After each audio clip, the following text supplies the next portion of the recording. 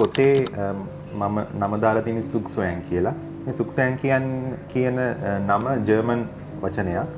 මේකේ තේරුම තමයි අපි චෙස් ක්‍රීඩාවේ චෙස් අදිනකොට අපිට සමහර අවස්ථාවල් එනවා අපි මොන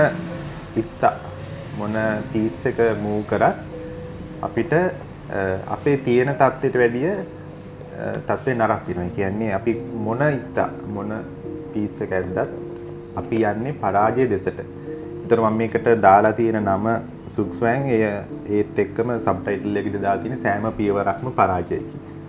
මොන පියවර ඇද්දත් අන්තිමට යන්නේ පරාජය දෙසට කියන අදහස තමයි මේ පොතේ නමින් කියවෙන්නේ. මේක සයිකොලොජිකල් ත්‍රිලර් එකක්. සයිකොලොජිකල් ත්‍රිලර් එකක් කිව්වහම මේකේ තියෙනවා මිස්ට්‍රි එකක්, අභිරහසක්.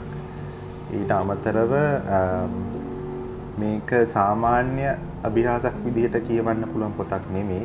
මේකේ තියෙනවා සයිකොලොජිකල් ස්ටෝරි එකක්.